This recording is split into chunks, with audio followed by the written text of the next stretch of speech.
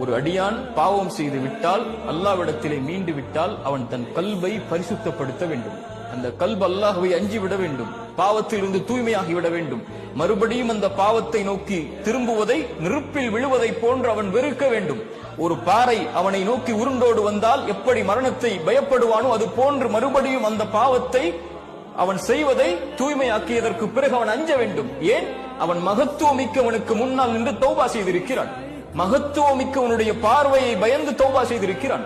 அந்த மகத்துவமிக்கவனுடைய பார்வை மறுபடியும் அவன் மீது பாவம் செய்யக்கூடிய நிலையில் விழக்கூடாது என்று அவன் பயப்படுவான். அதனால் அவன் தூய்மைப்படுத்துவான்.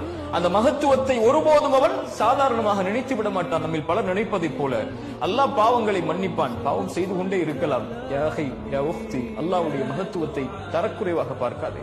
அல்லாஹ் உன் பாவத்தை மன்னிப்பான். எந்த பாவம் செய்தாலும் அல்லாஹ் மன்னிப்பான். ஷிர்க்கை கூட மரணத்திற்கு முன்னால் தௌபா செய்தால் அல்லாஹ் மன்னிப்பான். ஆனால் அல்லாஹ்வை கேலியாக்குவதா? என்ன வேண்டுமானாலும் செய்து கொள்ளலாம், மன்னிப்பு கேட்கலாம், செய்வோம் மன்னிப்பு கேட்போம், செய்வோம் மன்னிப்பு கேட்போம். இது அல்ல தௌபா. இதல்ல அல்லாஹ்வுடைய மகத்துவத்தை பேணுதல். உள்ளத்தை தூய்மைப்படுத்துபவர்களை அல்லாஹ் நேசிக்கிறான். ஏன் அல்லாஹ் என்ன சொன்னான்? இன்னக லதஹதி மன் அஹ்பப்த வலாகின் அல்லாஹ் யஹ்தி மன் யஷா. நபியே, நீங்கள் நினைத்தவர்களுக்கெல்லாம் ஹிதாயத் கொடுக்க முடியாது, அது நான் நாட வேண்டும். சுப்ஹானல்லாஹ்.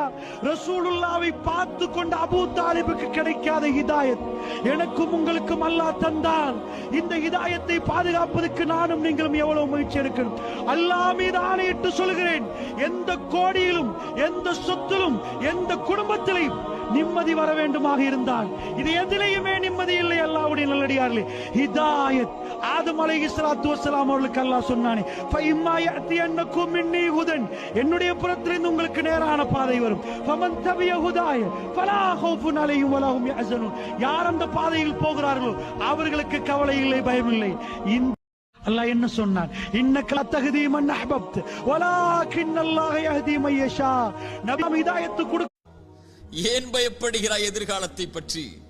இது எழுதப்பட்டு விட்டது உன்னுடைய வாழ்வாதாரம். எதை பெறுவாய் என்று, எதை இழப்பாய் என்று. நீ செய்ய வேண்டியதெல்லாம் அதை நோக்கி நகர வேண்டியது மட்டும்தான். சோகம் வந்துவிட்டால், கவலை வந்துவிட்டால், இழப்பு வந்துவிட்டால், பிரிவு வந்துவிட்டால், இருட்டு அறையில் உட்கார்ந்து கொண்டு கண்ணீர் வடிப்பதை விட கிளம்பி செல் வெளிச்சத்தை நோக்கி.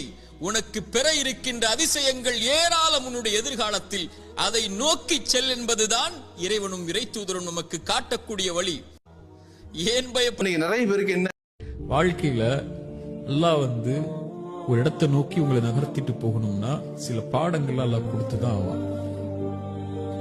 அதுவும் இலக்கையும் லட்சியத்தையும் நோக்கி நீங்க போகும்போது ஒரு குறிக்கோள்